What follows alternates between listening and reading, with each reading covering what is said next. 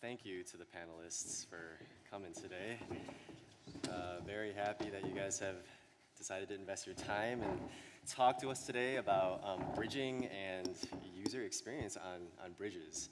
So let's just do a round of introductions first, and maybe we'll start with you here, Ilya. Hey everyone, I'm Ilya, co-founder of Near Protocol, and I guess for this conversation, one of few people working on Rainbow Bridge back in the day. Hey everyone, I'm Georgios from ChainSafe, and at the moment I'm working on ChainBridge, so one of the, let's say, first bridges in the space.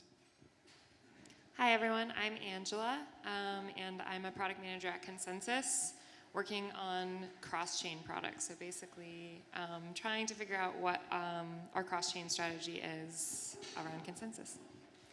Hello everyone, I'm Facu from Yearn.Finance. I help the strategists organize, and I'm here to take a look at the security of bridges because we're a security-focused protocol. Awesome, thanks. So because we're talking about user experience and bridging today, I was actually curious to see if you guys had any anecdotal experiences that you could share with bridging. So my first question is, I want to know about the last time you guys had to bridge assets across chains, and what were you planning to do with those bridged assets? What bridge did you choose and why? Well, the usual, I think, as everyone, probably some farming. And yeah, I mean, used Rainbow Bridge to bridge from Ethereum to Near. The last time, right? Or the first time? It's a long time ago. Same for me, I think, yeah, some stablecoin bridging from Ethereum to, the last time was maybe Avalanche or something, yeah. I do a lot of bridging for testing as well as for personal use. I think the last one was through Hop Exchange. But yeah, I've definitely had a variety of interesting bridging experiences.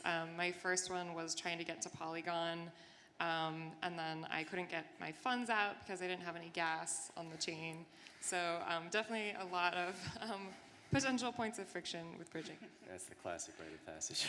Yes, I had the same issue, the exact same issue, bridging to Polygon. I wanted to bridge some stables to test and to do stuff, and I didn't have any Matic, so, and I have to ask a friend to send me some, so yeah.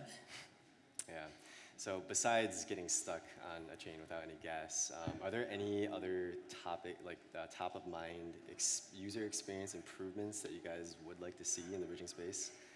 And maybe if you were actually working on something, it'd be cool to talk about that a little bit.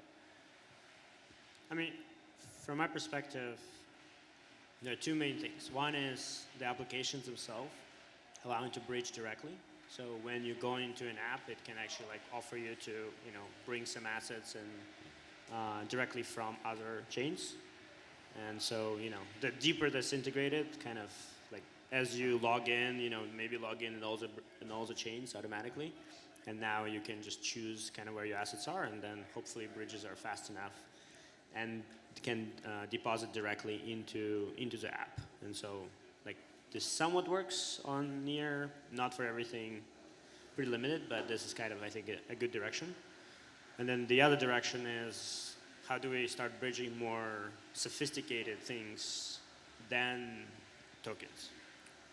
NFTs being a good example, because NFTs are more rich and have a lot more kind of connectivity through the ecosystem than a fungible token with just a number.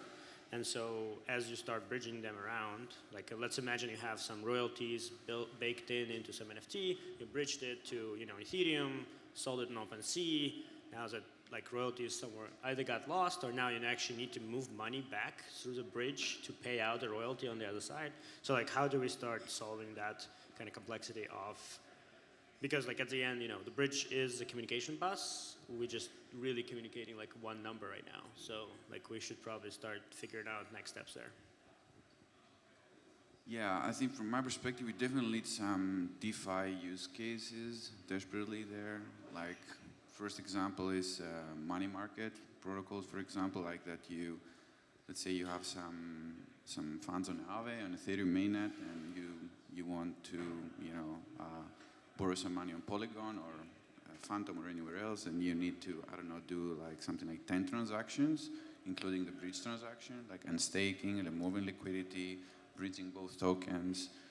Yeah, and I think we are very close to implementing something like maybe one-click thing, you know, like borrowing to another network with collateral from another network. And the second one is, yeah, something about Yearn, for example. Yeah, yield farming, right? You don't have to start, you know, just take your funds out of mainnet. Just leave it there, and everything should happen under the hood, right? One farm to rule them all. Yeah, I agree. I think long term, it's really about like how can we abstract away bridging for end users so that they don't have to care what network they're on. They just know like, hey, I want to do this thing, and I can do it. I don't have to like know what all the steps are in between. But short term, I think there's also a lot of friction to be solved. Just things like in using bridges, a lot of the time it's like, oh, I'm on the wrong network, and it just sort of like yells at me for that. It's not clear what tokens I can bridge. I'm like trying to select things, and it's just like, no, there's no liquidity for you. So I think there's kind of like the short-term friction to resolve, and then like kind of the long-term play, which is like how do we get away from a world where users have to know what a bridge is? Yeah, I agree. I agree with Giorgio and Angela. I think that bridges shouldn't exist in the UX. The users shouldn't be aware of the bridge. I had a pretty scary experience bridging Bitcoin. It was my first time bridging stuff with REM. And at some point in time, I lost a bunch of Bitcoin. They were nowhere because I closed my laptop. Oh. And it was like, what? I reached out and they solved it, but it's a crappy user experience, and that scares the users away. And also the other aspect, it's you have like capital all over the place. Like you have capital in Phantom, in Polygon, in Near, in mainnet, whatever. So, and that's not efficient at all. Yeah. So that's like the liquidity fragmentation that we talk about, right? Yeah. What are some things that we can do to kind of tackle that going forward, or maybe in the near future?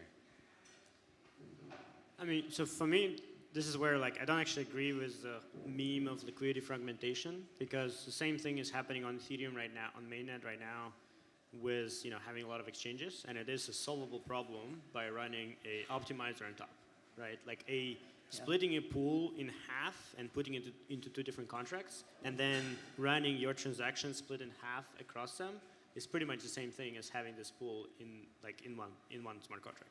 And so similarly across chains, like if you have good bridges and good optimization mechanisms and potentially some like short-term lending to not actually move money around, you're able to do kind of the same experience and kind of optimize across all this. Now, we don't have that, but when we do, right, we actually will be able to like have a trade across kind of all of the chain at the same time if there is enough like for that pair liquidity and like it makes sense from a price perspective.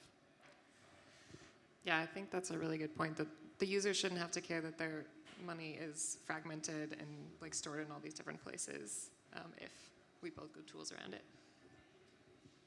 Yeah, I think I actually believe there is a liquidity fragmentation problem, and I mean cross-chain DEXs should be a thing, right? Because I mean, especially for larger trades and for very popular token pairs, the deeper the liquidity, the less the slippage, and so that's really useful. Like, so you should be you can be in any network, and you can just get liquidity, access to liquidity from any other network, for larger trades and popular pairs.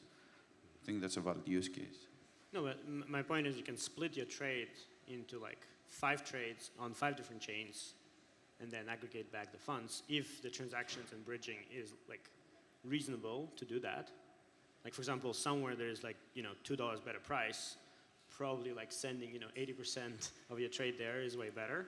And so it will, like if we had such a tool, like 1inch for example ran across all the chains, not just like on one chain, then you would have that. And then as a piece of technology that's missing right now is kind of a short-term lending, like with a collateral on the other chain. That's pretty much the missing piece where like, hey, I have locked money in the smart contract on Ethereum.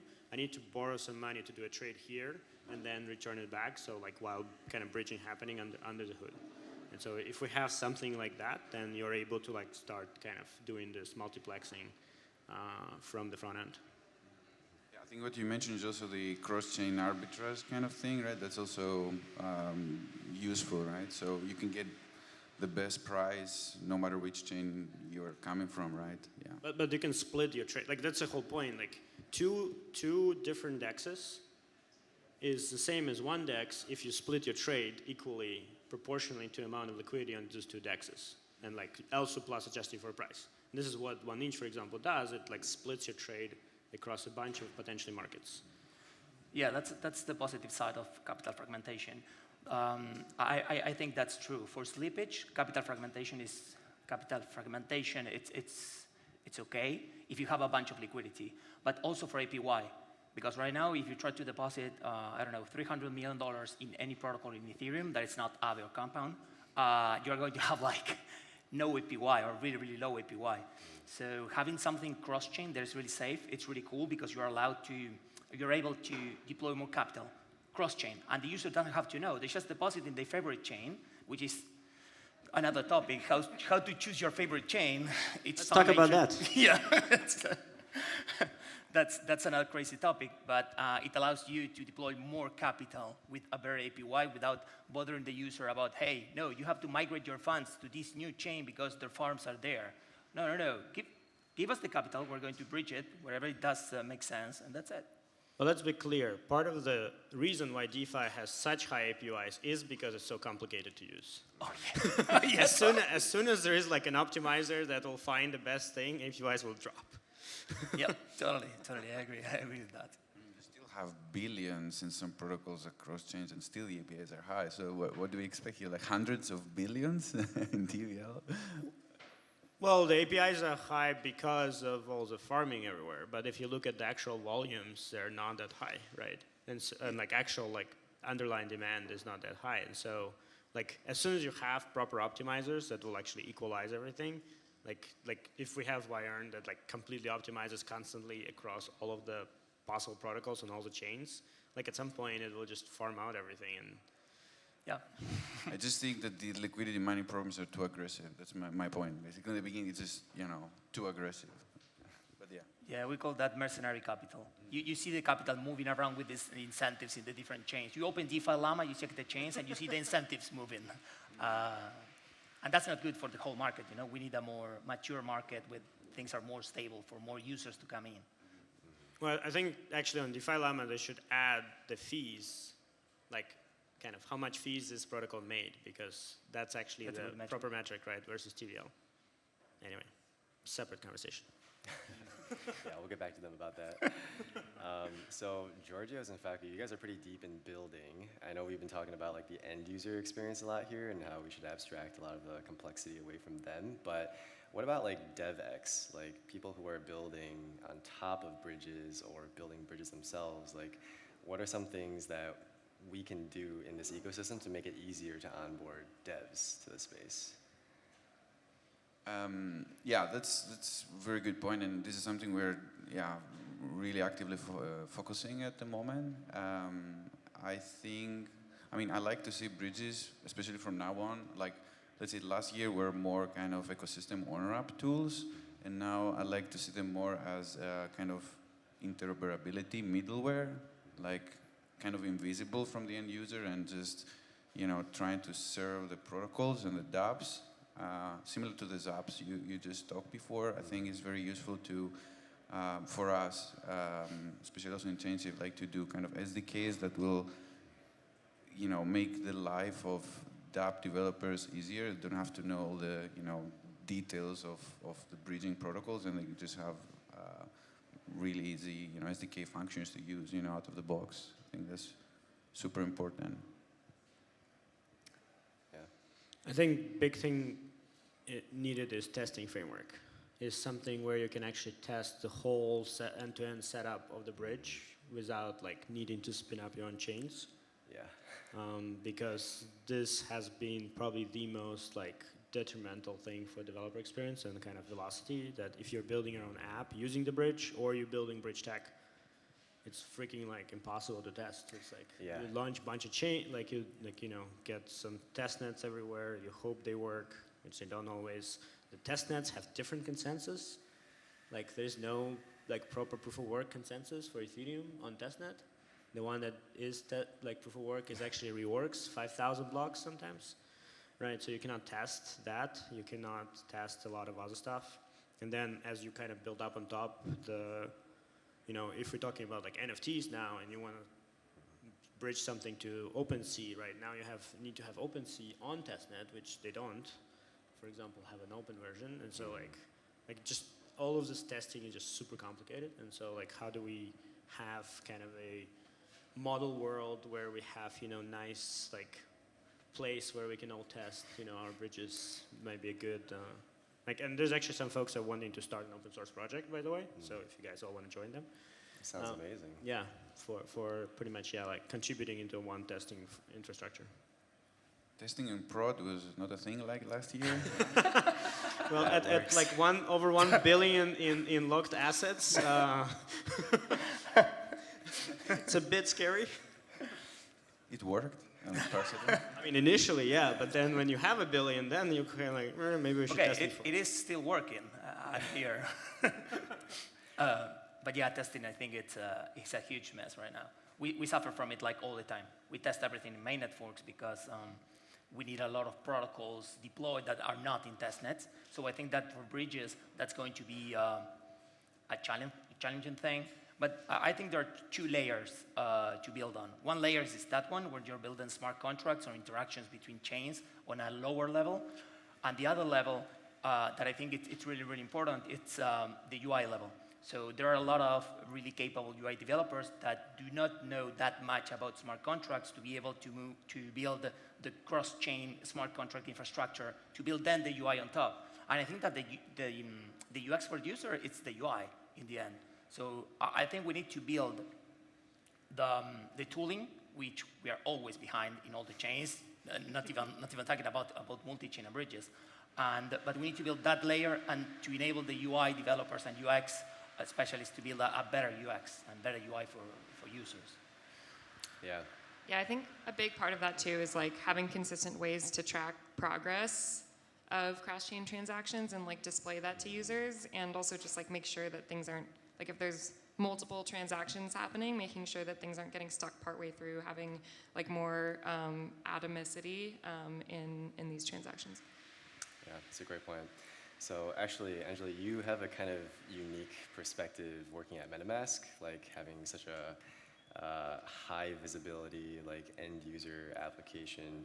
What are you guys like kind of thinking about when you're thinking about like maybe incorporating bridging, or what kind of trade-offs are you guys considering with that? Yeah, that's a great question. Yeah, so I started at ConsenSys in the protocols team, so kind of very low level, but have sort of expanded up the stack a bit as we're thinking about like, hey, how do we be more user-focused for our cross-chain products, and how do we build for where the users are? So definitely looking at MetaMask and what kinds of cross-chain opportunities there are for those users. And yeah, a big thing is just thinking about the risks and reliability of bridging. If we are to build something for MetaMask users, that's a huge pool of users, many of whom may have never bridged before. So if we're going to kind of bring more users into bridging, like what are the things that they need to know? How do we be responsible with that? Not even just with the bridge technology specifically, but like if we're enabling a user to move to a less secure network or a less decentralized network than they were on before, like what are the key things that need to be kind of communicated to them? How do we make sure that we're doing that in a responsible way? Mm-hmm. Yeah. So actually, what kinds of things would you guys tell bridge developers to focus on? Like, are there any UX trends emerging these days that are actually standards that we want to have, or like, do you guys have any thoughts around that? I think from my point of view is there are a lot of niche use cases like this cross-chain application use case. So like we start from DeFi, there are already a couple that we already mentioned. money markets, decentralized exchanges, and then there is the NFT stuff. So, I mean, there's quite a lot of things. So they need to start exploring as soon as possible the cross-chain use cases and how they can use, bridge protocols or SDKs to achieve them, because this will bring a lot more users to their protocols and apps, right? I mean, the bridges as they are, so till now, they are for power users mostly, right? Yeah. They have to know really well what they're doing, and we have to, go further, go beyond this level. I think that more information about the status of the transaction, because that's something that right now it's like the banks. When you send a wire, there's a moment in time where that money is nowhere, or you don't know where it is. And with bridging, there's some amount of time where the money is nowhere. So having the status of the transactions brings like ease of mind to the user. I consider myself like an end user. It's going to give me ease of mind, like saying, okay, this is in some validator, or this is in like someone is looking for liquidity across different LPs in the target chain, or whatever it's doing. It doesn't matter what it's doing, it's knowing what it's doing. So from the bridge perspective, giving more information to the developers of the UI, wallets, whatever, it's better.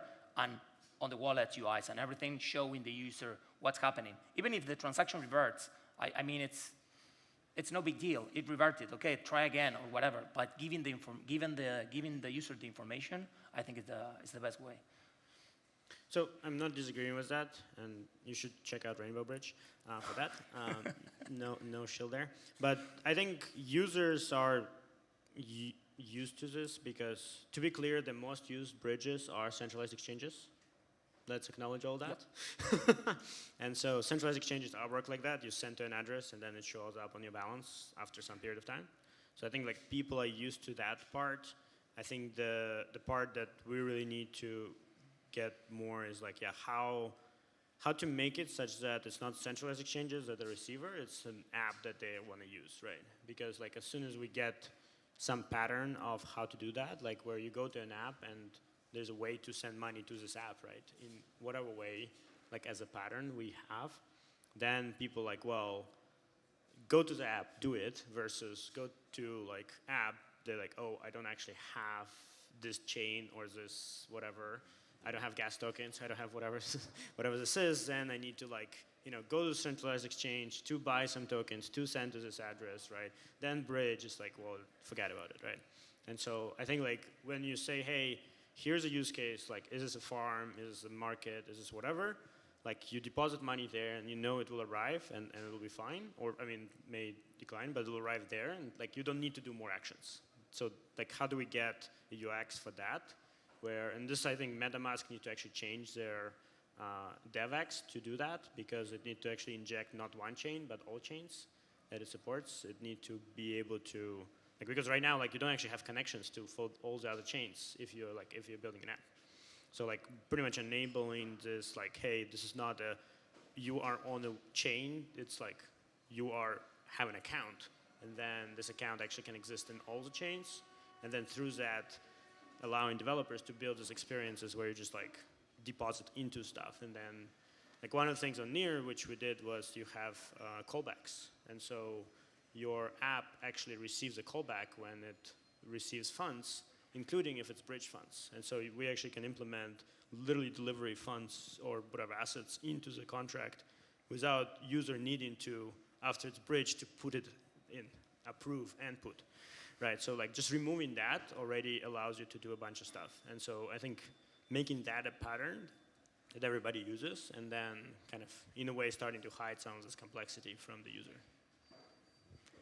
Yeah, I agree with that. I think having the user only have to sign one transaction, which I know is very close to home for Connext.